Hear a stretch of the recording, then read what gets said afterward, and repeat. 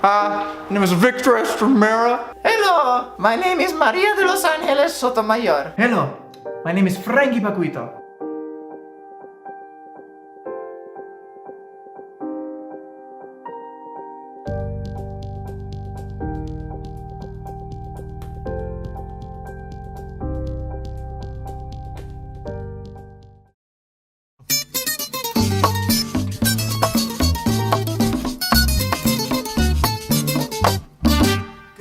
Denniel Correa Olmo was born on April 28, 1999 in Arecibo, Puerto Rico.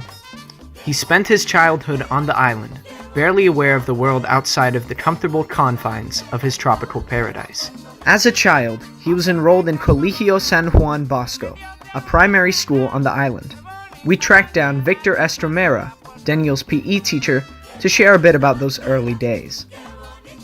Hi, my name is Victor Estremera. I'm a teacher here at Colegio San Bosco, and I've lived in Puerto Rico my entire life.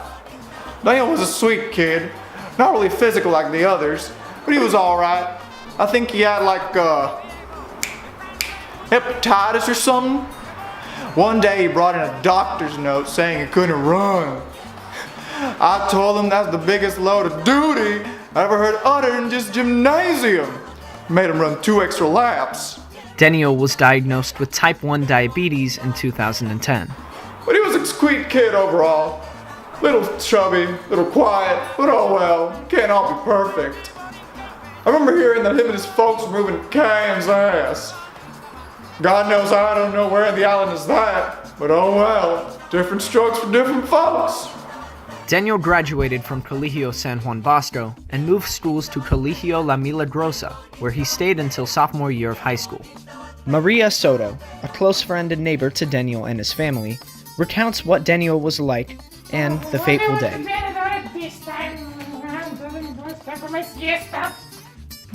Oh my God, it's an iguana! Let me get the chancla! Hold on 1 second, sweetie. You stupid pizza! Hello, my name is Maria de Los Angeles Sotomayor. I am 113 years old and going strong. I remember Denniel very well.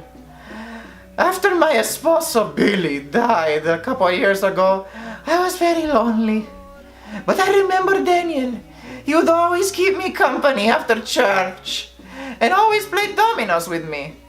I conned that boy out of so much money. Like, I'm retired, so I don't work too much, and this is like several $1,000s worth, okay? Anyway, Denniel was very kind, and very handsome, and very lovely kid. It broke my frail little heart to know that he was moving away. Like many of us here, he didn't know much about the US. So it was very surprising to hear he was leaving. It was so very sad.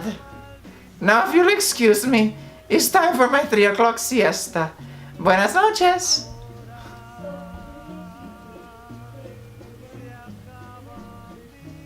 Maria?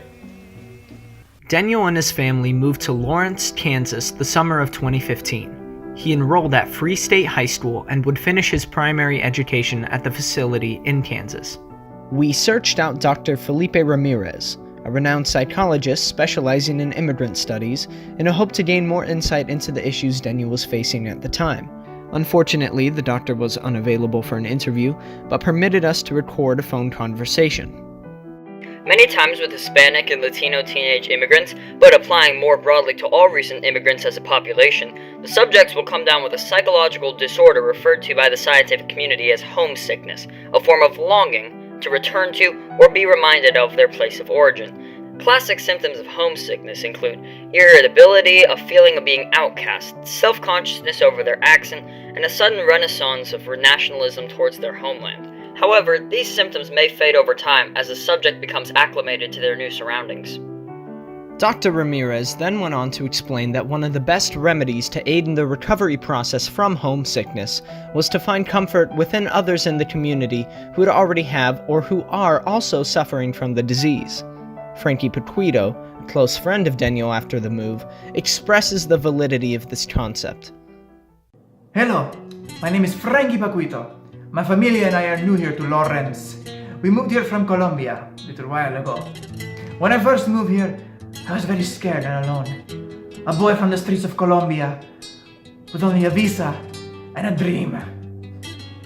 I had never thought I was going to make it here in the States.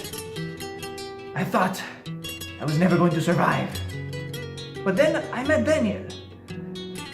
He became my friend.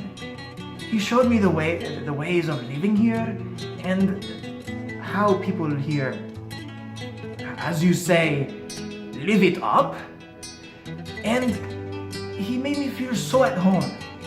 It made me feel like I was back in Colombia. He introduced me to many other Latinos here. It was so great.